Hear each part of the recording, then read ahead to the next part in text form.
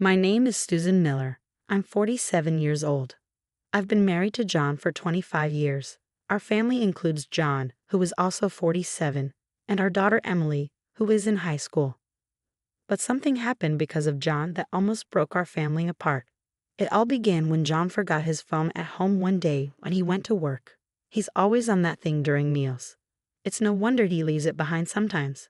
When I picked up his phone, I saw messages from a woman I didn't know. Are you coming over today or staying with your wife? I need to talk to you, Mia, so please come over. What is all this? I panicked as I read the shocking messages. Then my husband John, realizing he'd forgotten his phone, returned home. Do you know where my phone is?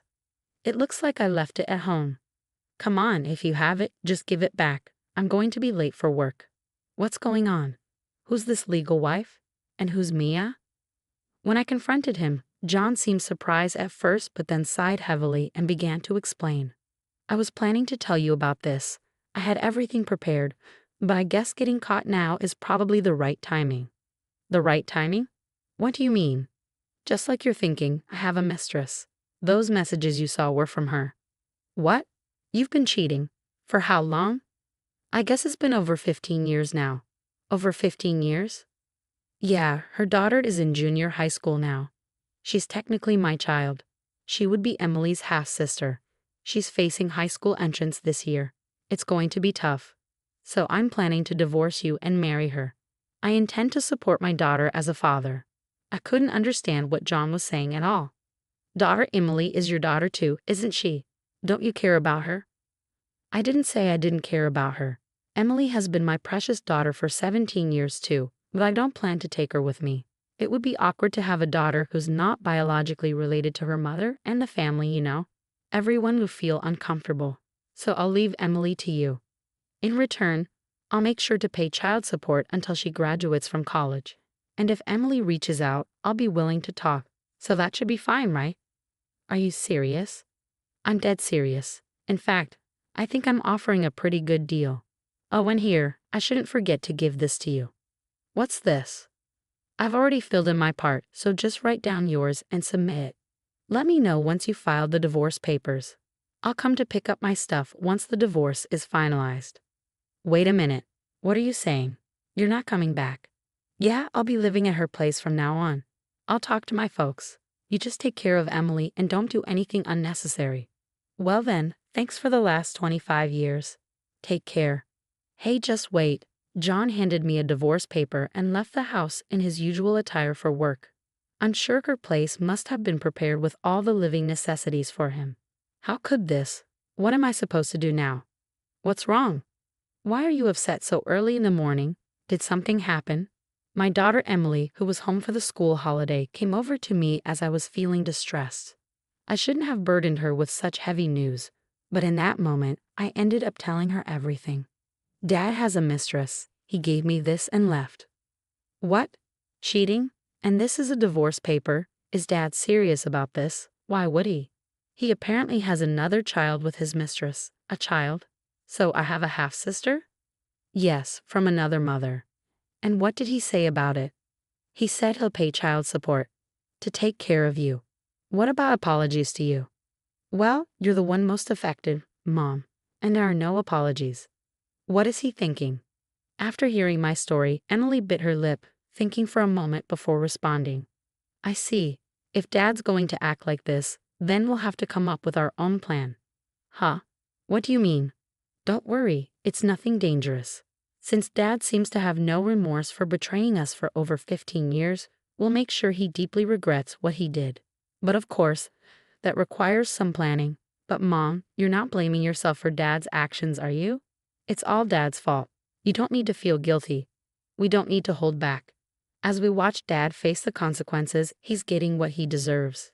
So it's only fair that we make sure Dad understands the pain he's caused, right? Well, my daughter is actually the smartest kid in the USA. Her intelligence has amazed adults since she was little. She probably already has a plan in mind for this. Just wait, Mom. I promise I'll make Dad regret what he did. With that, Emily wore a mischievous smile. A month later, Emily and I had settled into our new routine, just the two of us. The door creaked open, and in walked my husband John, but with patches of his hair shaved off as if by a clipper. The first thing he said was, "What the hell were you thinking?" Dad stormed into the house with clippers in hand. "After hearing everything from you, look what you've done to me," he said, pointing at his patchy haircut. John went on a tirade. He explained how he was relaxing at his mistress's house when suddenly his father showed up with clippers and gave him an unplanned haircut. Then he managed to escape and rushed back home in this state just to give me a piece of his mind. "I warned you, didn't I? I talked to Dad, so you weren't supposed to do anything unnecessary. You know how much Dad hates dishonesty. He's always been strict with me because of that, and it's been traumatic. Despite knowing that, you still went and told on me. Are you jealous? Jealous that we might be happy while you're stuck in misery? Is that why you haven't filed for divorce yet? Then you spill everything to Dad. You're truly pathetic. The reason I cheated was because I couldn't stand this side of you, you coward. That's when it happened." "What are you misunderstanding? It wasn't Mom who told Grandpa everything. It was me," my daughter calmly responded to the raging John. "What? So Grandpa attacked with clippers, huh? Just as I expected." "What do you mean, as expected? Emily, did you tell Grandpa to attack me with clippers?" "No, I didn't say that. I just handed something to Grandpa, proof of your affair. This goes back a month. Hey Mom, what do you think is the scariest thing to Dad in this world?" Soon after John left, Emily asked me that question. The scariest thing to him? Yes, that would be Grandpa. I once asked Dad what he was most afraid of in this world. He immediately answered Dad. I had also heard about it before.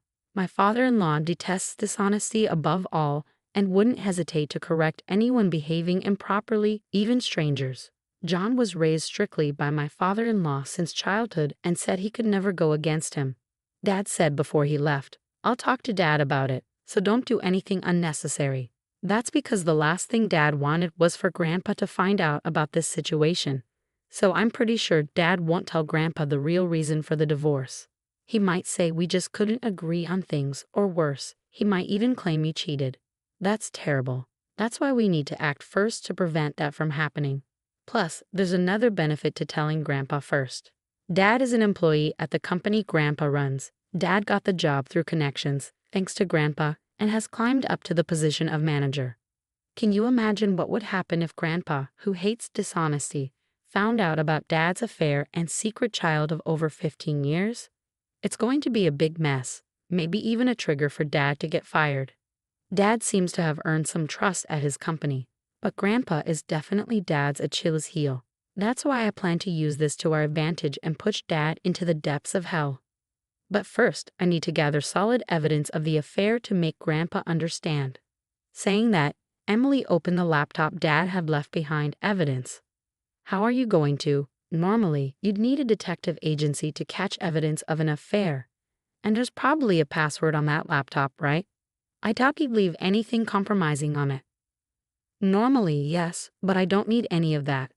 There's no point in paying someone to find something that's right here. Saying that, my daughter dismissed my concerns and rapidly typed on the keyboard, managing to unlock it in just a few seconds. She then extracted all the relevant information contained within. Wow, you really unlocked it. Well, of course. This is nothing for me now. Let's see what kind of evidence Dad left on this laptop. From their exchanges, it looks like Dad's mistress was an ex-girlfriend they reconnected. When I was still in your belly, Mom, that reunion sparked an affair that lasted over 15 years. Look, here's a photo. Dad's mistress seems to be this woman. Mom, do you recognize her? The photo Emily showed me was one of Dad and his mistress looking very close. I had seen the woman in the photo before. She's Dad's childhood friend.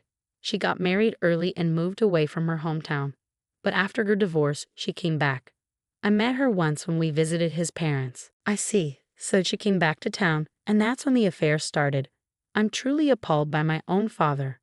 Suddenly, Emily froze upon seeing a particular photo. What's wrong? Did you find something? Look at this.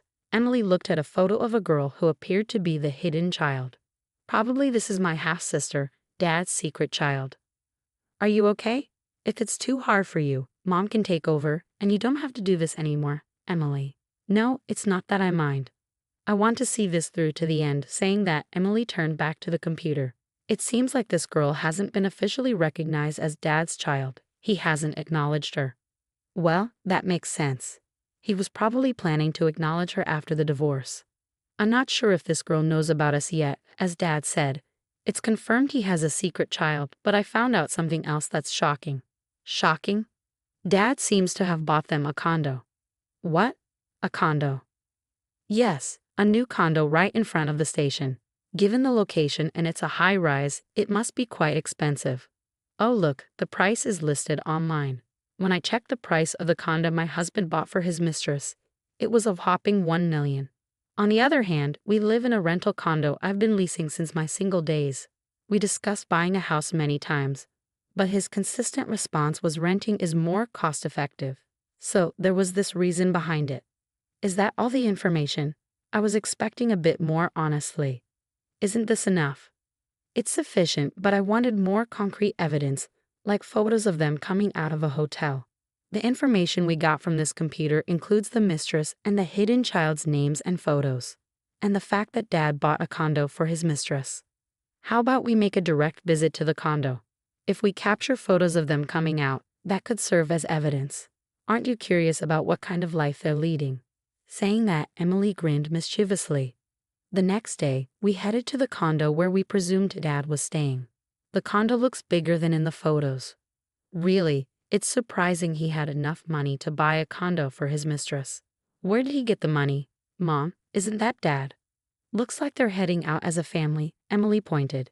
And there were Dad, his mistress, and the hidden child. I quickly captured their image on my camera.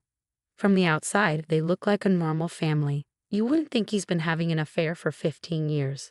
They must be considered a happy family by the neighbors. At that moment, we overheard a conversation from the three passing right by our hiding spot. Hey, when's the divorce going to be finalized? You shoved the divorce papers at your official wife before leaving, right? Yeah, but she seems reluctant. Hasn't got any message that she submitted the divorce papers, even though I said I'd pay alimony. What's she hesitating for? Maybe she still has feelings for you, who knows? But even if that's true, you're the only one for me since the beginning. I have no intention of getting back with her, John. Hey Dad, what about me? I'm more important than that other daughter, right? Of course you're my only daughter, Mia. Yay, I don't care if she goes to some famous high school or whatever. Dad chose me. I wonder what kind of face she's making now, being abandoned by Dad. Poor thing. Hearing their outrageous conversation left us astounded. Then, I thought she didn't know since she's not recognized, but she knew about us. No need to hold back then. Let's not just plunge Dad into hell. But those two as well. Emily seemed even more determined to seek revenge after overhearing their talk, glaring at the three with a wrathful expression. But it's good we came here. We got a video of the three leaving the condo, and thanks to their chatter so close to us, we caught their entire conversation. With this evidence, I bet we can demand a much higher amount, and Grandpa won't stay silent for sure. With that evidence in hand, we went to a law firm to draft the claim documents. For the finishing touch, Emily and I headed to my in-laws' house. It's rare for you to visit without notice and just the two of you at that. Something happened.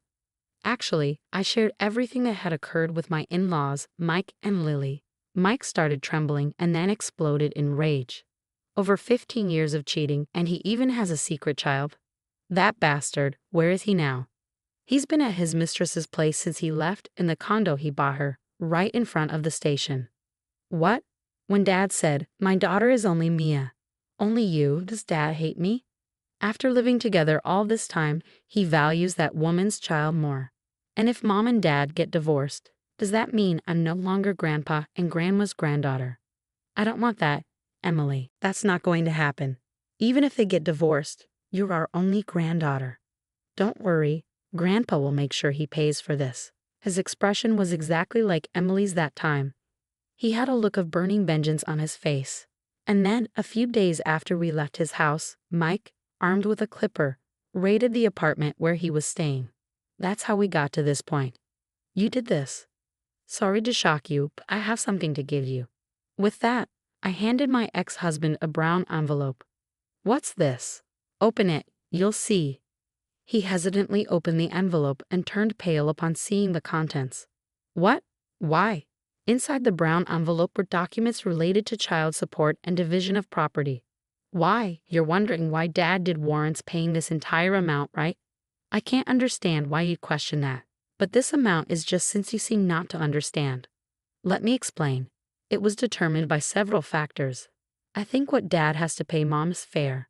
For that amount, I still have an issue with the amount, but this division of property is absurd. Why do I have to sell the condo I bought? That's ridiculous.